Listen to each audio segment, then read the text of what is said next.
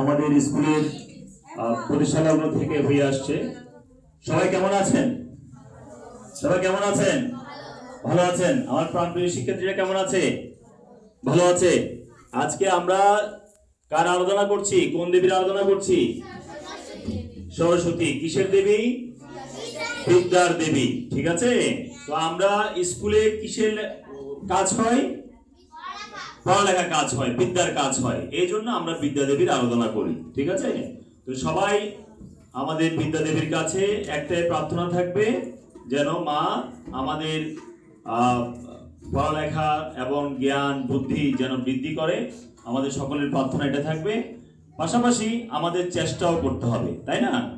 আমরা মাকে স্মরণ করব, ঈশ্বরকে স্মরণ করব, আরাধনা করব, পাশাপাশি আমরা চেষ্টাও করব। কিসের চেষ্টা করব? কিসের চেষ্টা করব?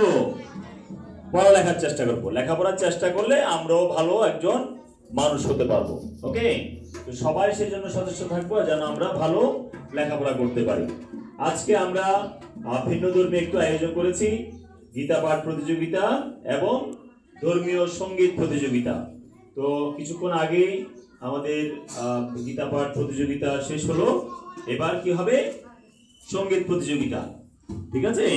যারা সঙ্গীত প্রতিযোগিতার আয়োজন থাকবে, অংশগ্রহণকারী থাকবে, সবার প্রতি শুভকামনা রইল। যারা গীতা পাঠ প্রতিযোগিতায় অংশগ্রহণ করেছে তাদের প্রতিও শুভকামনা রইল। আমার অনেক অভিভাবক সেই সকাল থেকে আসছে, এখানে পুজো হয়েছে, অঞ্জলি প্রদান করেছে, আমাদের ব্রাহ্মণ আসছিল, অঞ্জলি প্রদান করেছে, অনেকজনে পুজো দিয়েছে। সবাইকে আমি আমার স্কুলের পক্ষ থেকে এবং আমার ব্যক্তিগত পক্ষ থেকে অসংখ্য ধন্যবাদ এবং কৃতজ্ঞতা জ্ঞাপন করছি।